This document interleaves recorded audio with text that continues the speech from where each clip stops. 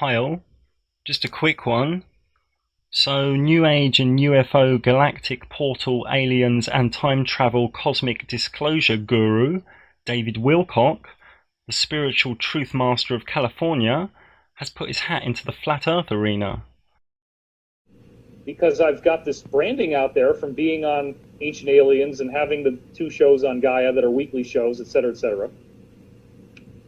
Look, this flat earth thing is a fucking joke. Excuse my French. There is no flat earth.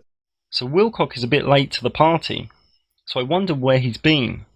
But we all know he's been on Gaia Shill TV talking about strange things like spaceships, Mars colonies, and the Earth being a rehab centre. Well, if that last crackpot theory were true, it looks like he's having a major relapse. If you walk from one side of the earth to the other, or you sail in a sailboat, you're going to go back to where you started. Okay? You're not going to fall off the edge. Circumnavigation works on the flat Earth. It looks like Davy Boy Wilcock hasn't done much research. And I'm sorry, but this whole thing is a deliberately designed con from the NSA groups in order that certain individuals in our community could be lured in by a narrative that's going to make them look absolutely troglodyte ridiculous to everybody else in our community who may be an awakening person to the truth. So David Wilcock is talking about people being lured in by a narrative. That's like an Eskimo selling ice cream.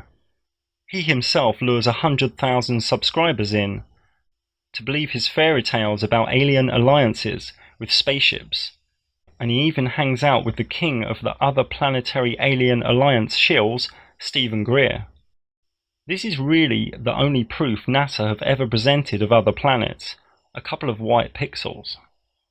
Rejected flat Earth to believe in aliens and space, believes in places he's never been, rejects where he is.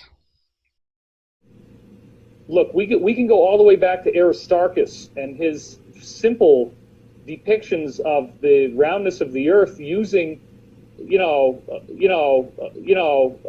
stuff like a sextant. Aristarchus of Samos hypothesized heliocentrism. He theorized that the stars were fixed, and that the sun remained unmoved, and that the Earth revolved around the sun. It was a theory.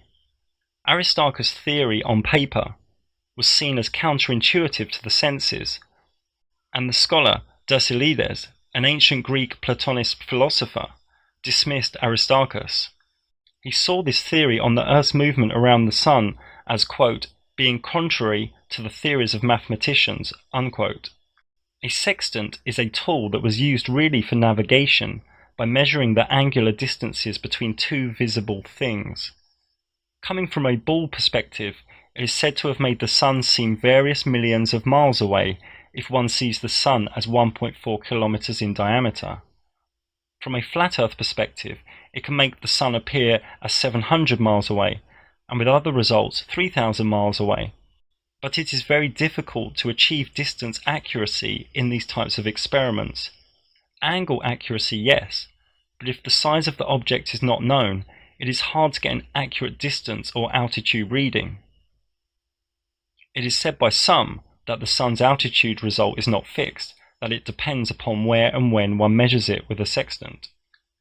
A sextant, however, for all its uses, cannot prove the myths and fairy tales of spinning spheres in a vacuum, nor can it create CGI graphics. We know David Wilcock has much invested into heliocentrism, but let's hear more. I'd be delighted to hear more about this theoretical globe. And simple rods in the ground. Rods in the ground prove shade and angles of shade. This is fine on the flat Earth. The flat Earth does have shade and angles of shade as the sun comes, passes overhead, and goes. And we can go into things like the Coriolis effect and the fact that when you fire a cannon that you have to bend the target from where you think it would go because the cannon's actually going to spin in the air based on the rotation of the round Earth. First off, I think he is referring to the cannon ball spinning and not the actual cannon spinning. I would hope so. Well, balloons debunk the Coriolis effect. as do railguns. I'm not really sure what he means. Like planes flying over a motionless plane? Where are these supposed motions? Where are the instruments that measure these motions? The issue is, Wilcock has been munching too much on globe pills and is now addicted. Now these globe pills lead to delusions and illusions.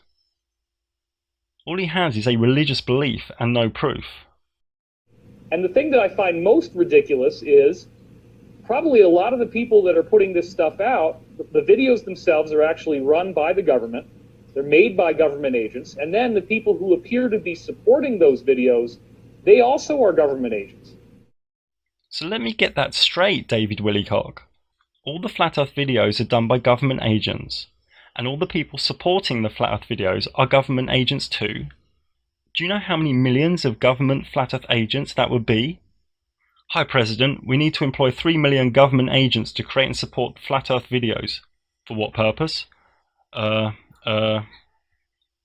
little humorous here is that Wilcock actually looks a lot like these agents. None of this stuff is true. You look at the moon, you can see it's a ball, and that it's rotating. One cannot see that the moon is a sphere at all. Did you see he twisted his hand as though the moon spins?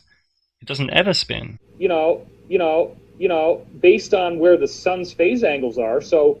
He also just said, quote, rotating based upon where the sun's phase angles are, unquote. I'm not sure what language that is in, bro. Not really sure what he means. You should really have a look at my free Flat Earth Advanced Moon book. It might help him out. For God's sake, don't get sucked into the flat earth nonsense. It's just a joke. Insults and denial don't prove a spinning ball in a vacuum. Insults and denial don't prove bendy water on a spinning ball. David Wilcock really needs to digest some Flat Earth truth.